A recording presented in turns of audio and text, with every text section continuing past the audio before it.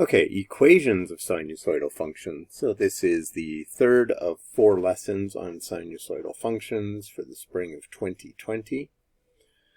So remember that our basic function is y is equal to a sine bx plus c plus d. Now let's just take a quick view of what that looks like.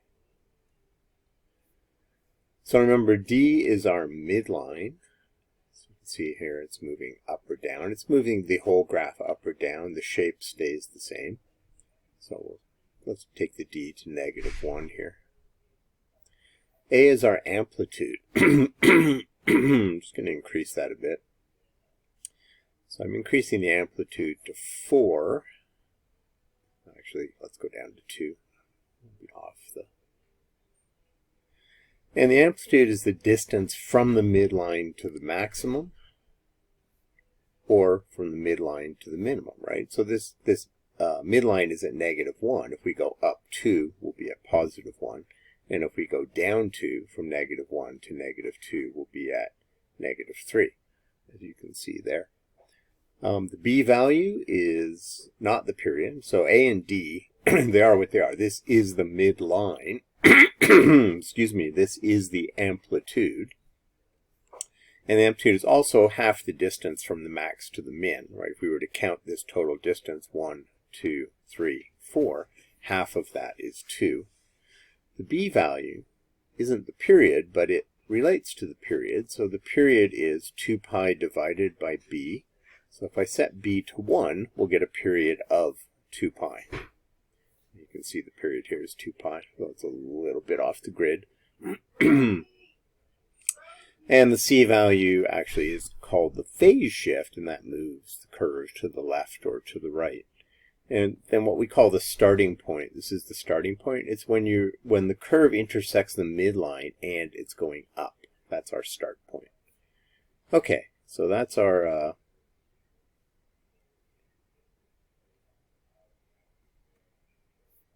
curve. So if you want the equation of the midline, and the midline is a line, so it has an equation, it's y equals, and it's max plus min divided by 2. And to get the midline value, if you want to work out d, it's max plus min divided by 2.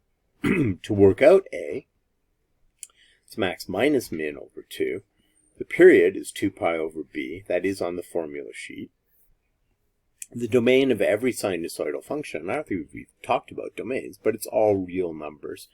And the range goes from d minus a to d plus a. Well, what does that exactly mean? We'll take a look at that in a second. And the start point is at -c over b, comma d. And remember, the start point is where, so if this is the midline, and if our curve goes like this, the start point is where the curve intersects the midline and it's going up. All right, so let's use this information to analyze this sinusoidal function. So we can see that a is equal to 3. So we can say the amplitude is 3, b is 7, c is -2, and d is 5. So what I like to start off with is I always like the midline. So we can say the midline, the equation of the midline is y equals 5. Now, analyzing this also means that we should be able to sketch this out. So let me draw a graph here. And what are we going to need? So we'll start with the midline. I always like to start with the midline. That's at 5. So there's the midline. Now, we know that the amplitude is the distance from the midline to the maximum. So this distance is 3, which is going to make that 8. So we can say that the max is equal to d plus a. That's why there's a d plus a here in the range, right? So from the midline, we go up 3. Our maximum value is 8. Similarly, the min, well, the minimum value, right? The amplitude is the distance from the midline to the minimum, which is also 3 units. So our min is d minus a, which is 5 minus 3, which is 2. So here we've got our max and our min. The period, so from the b value, so the period is equal to 2 pi divided by 7. So I'm just going to work that out on my calculator at home. 2 pi divided by 7 is 0.897, so let's call it 0.90. And this is always important to know, because if I'm going to graph this, if I'm going to set a window, let's say I want to set a window to graph this thing, then I'm going to say, well, my window, I could go from 0 to 10. So if I'm going to graph this, my window, my x values will go from 0 to 10 by 1s. And my y values, well, now that I know the period is 0.9, then maybe I go from 0 to 1 by 0.1. So I only need to go from 0 to 1. I don't want to set a window that goes 0 to 100 and try and squeeze in, 900 repetitions of this thing, the period. So it's very important when analyzing to use the b value to get the period to help you to set the proper window to graph. Okay, and what's left? So really the only other thing now is our start point. So start point. And the start point is negative c over b, comma d, which for us is going to be, so negative 2 over 7, comma 5, which is positive 2/7, comma 5. Now 2 over 7 is about 0.29, so let's call that around sort of in the 0.3 range. So when I say analyze this, then we can say all of these things about it, right? What is the maximum value? What is the minimum value? What is the period? Where does it start? Okay, so let's plunk down. Let's say we go, that's 0.5, and that's 1. So that'll be about 0.25. We'll call this 0.75. Now remember two things, or one thing. The period is divided into 4 parts, right? And the 4 parts, just to remind you, are from the minimum to the middle to the max back to the middle, and the middle down to the minimum, right? Or from the middle to the max, etc., etc. And each of those is 1/4 of the period. So when I go to graph this, 0.9 divided by 4, hang on, calculator. Actually, wait, I can just do the exact value. Divided by 4, it's going to work out to 0.22, 0.22. And that's using actually the not rounded value of this. All right, so we know we start at about 0.29, so the start point is the intersection. And if we go about 0.22, so 0.29, 29 plus 22 is about 51. So we'll hit a max around there. If we add another 0.22, we'll be at almost 0.75. We'll be at 0.73. Another 0.22 will take us to 0.95. And that'll be a minimum value. And if we back up 0.22, then we'll have a minimum value, excuse me, of right about there. So our graph should look like this. And I have taken the liberty of entering these window values in the calculator and graphing it. So I hope it's still there. And you can see that the graph that we drew here, based on the information, matches up pretty closely with what we drew here. Right? And I said this is around 0.29. We can actually go look. Second calc. intersect, and let's say I want to find the intersection here. 1, 2, 3. And it works out to 0.285. And we had said, sorry about that, we had said 0.29. So, pretty close. Sorry, other than talking to you guys, I haven't talked that much these days. So, kind of interesting, right? That we can take, oh, and if I want the max here, so let's go second calc. Well, that was an intersect, hang on, second calc, I want the maximum, number 4. So that requires a left bound and a right bound. Let's go a little bit further. And a guess. And we hit enter, and we have a maximum value of 8 at about 0.51, right? Which is what we'd said over here, 0.29 plus 0.22 was just a little bit over 0.5. And similarly, we would find a minimum value of 3 here, and we would have another minimum value of 3 just before the edge there at 1. And then here's the window settings. Oh, and actually I set my x max to be 1 period, so 0 to 1, or sorry, to 1 period was 2 pi divided by 7, that's what that is. Let's reset that to a 1, just to match up with what we had here, and then we'll see a little bit more of this going on. Because it'll actually reach the minimum down around here, and then start to climb back up again. So it's pretty neat, eh? Just given this, we can state all of the different characteristics and then draw a nice, pretty accurate graph and verify that on the calculator.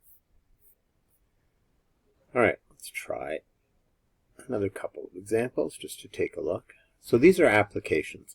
The far north is called the land of the midnight sun for good reason. During the summer months in some locations, the sun can be visible for 24 hours a day. The number of hours of daylight in Iqaluit Nunavut can be represented by this function, where x is the day number in the year. Okay, so day 1 would be January 1st, and day 365 would be December 31st in a non-leap year. How many hours of daylight occur on the following day? So the shortest day of the year. So y is the number of hours of daylight. So the shortest day of the year, that's the minimum. And we know the minimum is d, so 12.585 minus a, 8.245.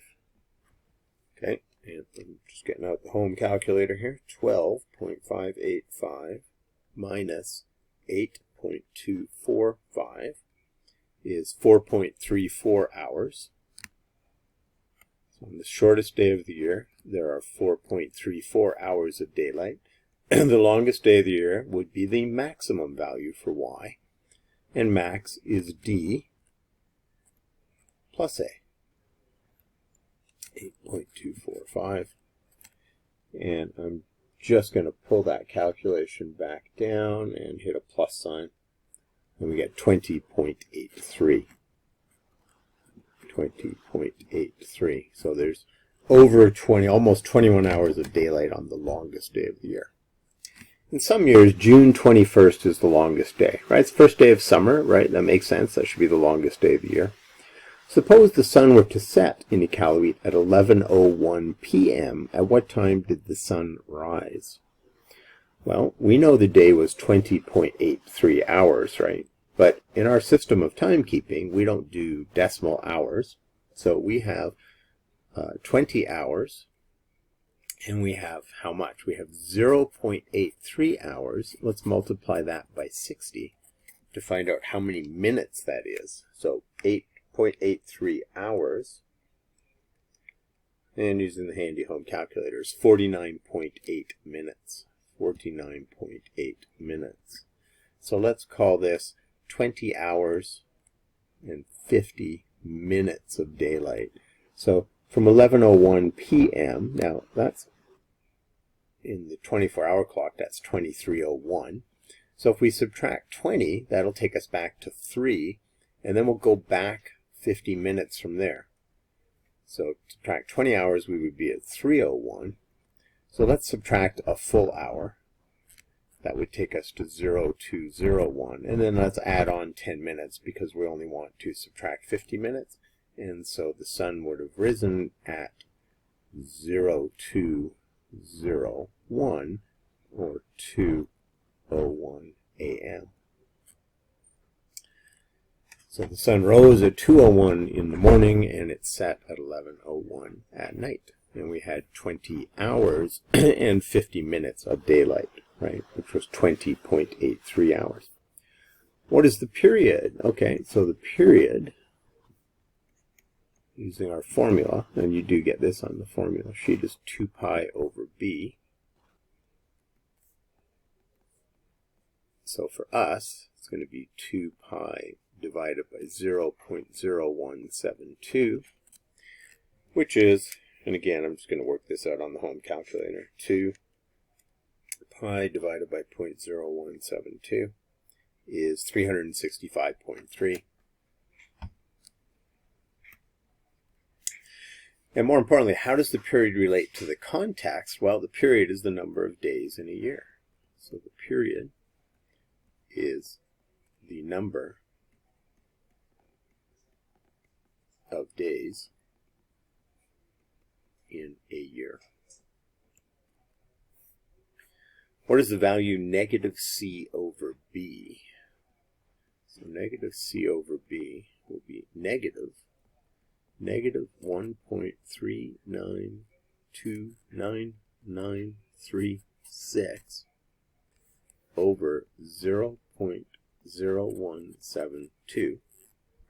And feel free to pause if you want and work this out for yourself. I'm just typing into my calculator at home. 3.929936 divided by 0.0172 works out to 80.9. So basically 81 days. And what is 81 days? Well, okay, let's think about this. There's 31 days in January, so that'll take us to 50 days. There's 28 days, usually 28 days in February, which takes us 22 days left. And so we end up around March 22nd. And what is March 22nd, or around there? That's the first day of spring. So first day of spring. So we think about it, the shortest day of the year would be the first day of winter, right? That would be December 21st-ish. The longest day of the year, which we said was June 21st. So if I sketch out a little, oh, that was bad. Great, we'll move down here and sketch out a little. Sketch out a little graph of daylight. Then the shortest day of the year, about 4 hours, right? We said that was 4.5. And this is like 21. So there's the shortest day of the year. The longest day of the year will be halfway through the year, which is in June. So the next shortest day would be actually off here a little bit. So that the graph is going to look like this, and so on. And then here we are. There's March 21. That's first day of spring, and that would be the median, right? And then this would be fall. So there's spring, and there's fall. So spring, first day of spring, is when we reach our median hours of daylight in a calorie week for the year. Fall, we would also be at the median, right? So before spring, days are shorter, so we go from the shortest day of the year. So this would be into the next year. We go from the shortest day of the year, we hit spring, which is the middle. Then we rise up to summer, which is the longest day of the year, most hours of daylight. Back to the median number in the fall, and then we keep going. So there's an analysis based on this equation and putting it into a context of number of hours, what time did the sun rise, what is the period, and what is the start point of this graph. which, as we remember, is where the curve meets the midline and it's going up.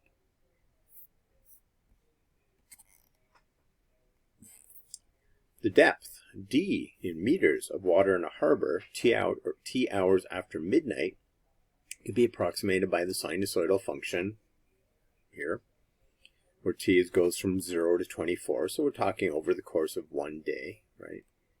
State the equation of the midline and the amplitude. Okay, so the equation of the midline, right, is y. Well, actually in this case it would be really d.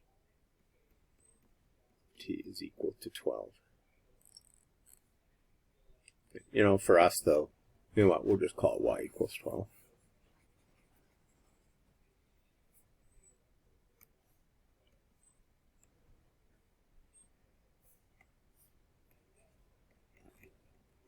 Okay, remember, it's an equation. Equations are the form y equals. The amplitude is 5. So again, let's just go over here and call that d is 12. So determine the max, right? So the max is from the midline, and we go up, d plus a, 12 plus 5, which is 17. And the min is d minus a, which is 12 minus 5. A plus, not a times, which is 7. So maximum tide depth 17 meters, minimum depth 7 meters. Determine the period. Okay, so period is 2 pi over b. It's going to be 2 pi divided by 0.524. So again, I'm just going to work this out at home. You could pause now, work this out, and then join us back, 0.524, and I get 11.99. So 11.99, so to the nearest tenth, 12.0 hours. Okay, and actually here we should put meters, because these actually have measurements. So max and min are y-axis units, right? They'll be measured in meters, and the period is an x-axis unit, or in this case t-axis and d-axis, and they would be measured in hours. Use the graph to determine the depth of the water at 2 p.m. Okay, so to do that, we're going to have to graph this.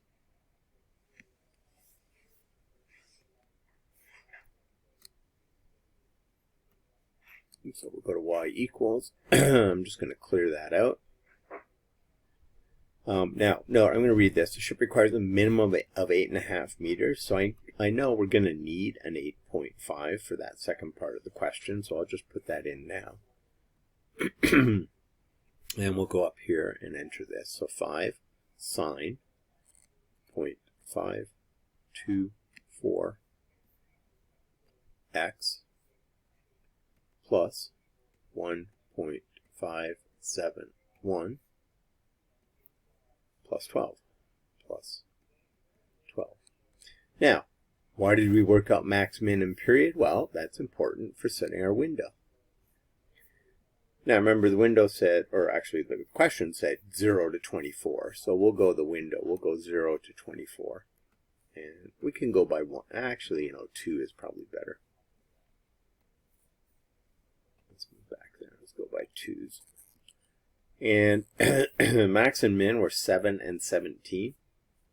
I'm going to go 0 to 20. I just really like to see 0 in there, and a scale of 1 is fine for that. So working stuff out, we want to, from the equation, right, we can determine things. What's the period, right? So what do I set this window to? Now here we were really told 0 to 24. We know the period is around 12 hours, so we expect to see 2 cycles. So let's hit graph and see what we see. So about halfway here, that's 1 cycle, and then 2 cycles in the 24 hours. So 2 p.m. is actually 14 hours. So second calc value 14, and we get a depth of 14.47, and what did it ask? To the nearest So at 2 p.m., the depth is 14.5 meters. Now when it says determine, you got to show your work. So we'll write y1 is equal to 5 sine 0, etc. So you put in your y1. We don't really have a y2 here to do that. We show our window. In this case, we really did have to go to 24 hours, right? Because 2 p.m. is 14 hours. So if we'd only done one period, we wouldn't be able to show it on the graph. So that's our x window, our y window. I'm going 0 to 20 by ones. Then we should draw a sketch of what we're looking at here. So it just sort of starts there and goes through 2 cycles. And we want 2 p.m., so 14. And I'm just going to squeeze this in. We'll just go second calc value, and x is equal to 14 for the 2 p.m. So determine we've shown the work that we've done to get this number, right? So it's important if somebody needs to see your work to show that.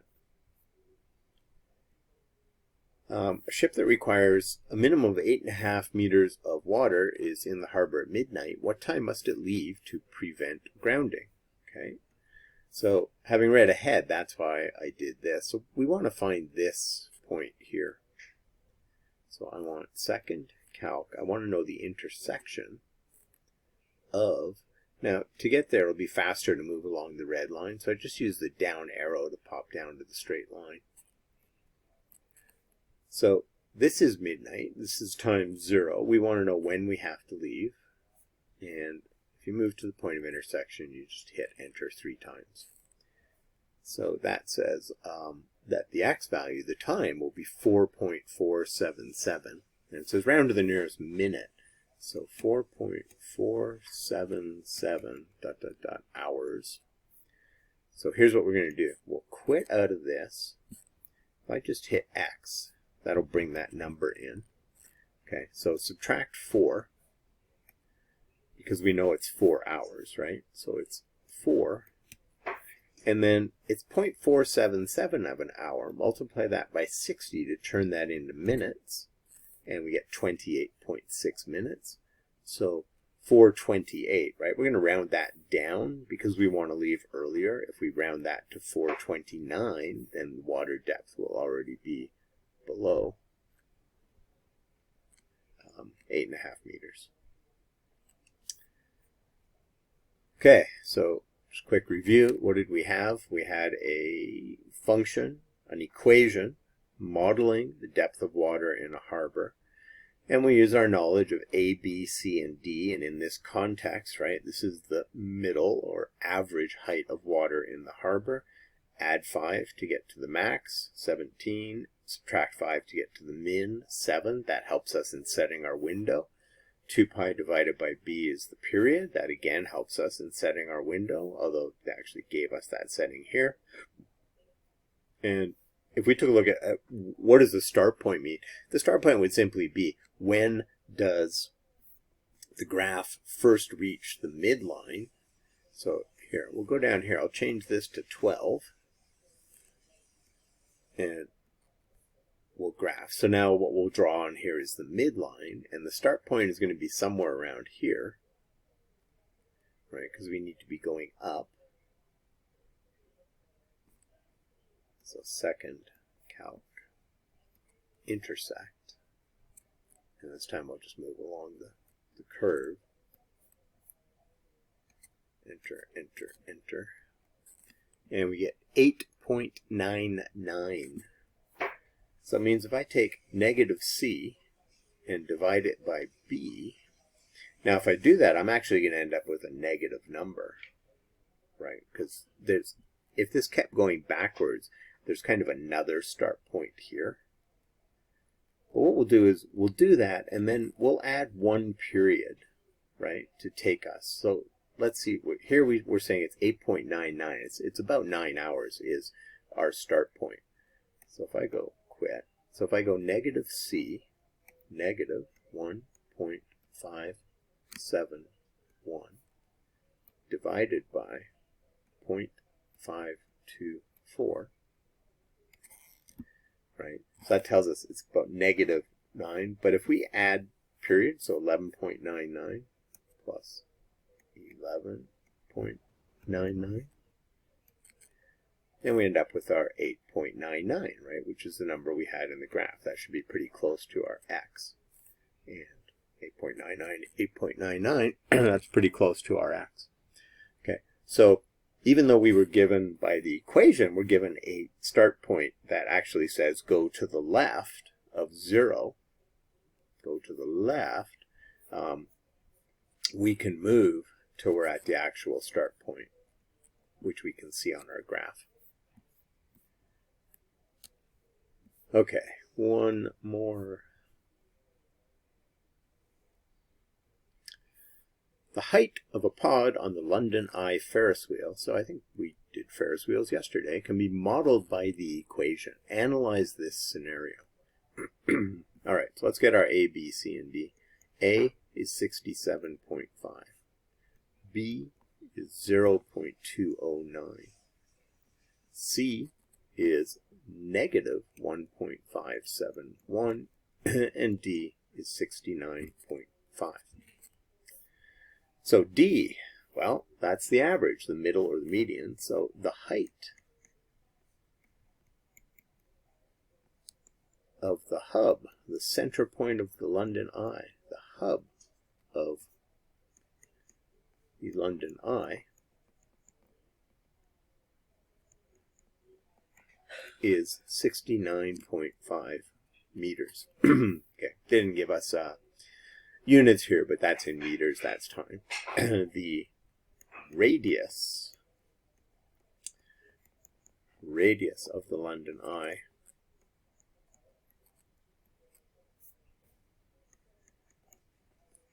is 67.5 meters.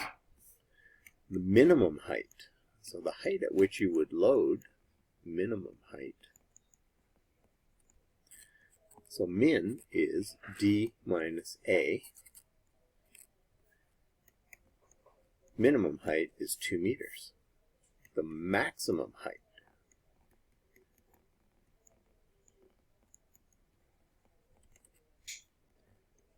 would be 69.5 plus 67.5, which is, all right, that's going to be 137 meters. Okay. It's pretty high up in the air, so you get a nice view from the maximum height. The period, so how long does it take to go around? It's 2 pi over b. So 2 pi divided by 0.209. And just get my calculator out here. 2 pi divided by 0.209 is 30.06, so 30. And we didn't give units, but it's actually minutes. Okay, so 30 minutes. And what else? We can get one more thing, the start point. So if you think about the Ferris wheel, or any Ferris wheel, right, like we did, you're getting on here, you're going up to a max, and you're coming down to here. So you'll be back there in 30 minutes. 0, this is time in minutes. You're going to reach a max height of 137. You're going to reach a minimum height of 2. So this is height in meters. Your axle is at 69.5. And now we know that you should first reach that in about 7.5 minutes, right? Because 30 divided by 4 is 7.5. So it should take 7.5 minutes to get to the middle. 15 minutes, another 7.5 gets you to the top, another 7.5, which would be 22.5 minutes, you'll be back at the middle, and then at the end, 30 minutes, you'll be back down where you started at the bottom, and you'll get off. So we think, based on our analysis, this should be around 7.5, the start point. So I'm going to say it's like 7.5, comma 30. Well, let's work it out. So start point is negative c over b comma d, which will be negative negative 1.571 over 0.209, comma, and D, 69.5. All right, let's do this. We'll do this one here. So negative negative is just going to be a positive 1.571 divided by 0.209. And there we are, 7.5 minutes. So there's a full analysis of this particular Ferris wheel, right? It's got a hub height of 69.5 meters. You load at 2 meters above the ground. You rise up to a maximum height of 137 meters above the ground. It takes 30 minutes to make one complete revolution.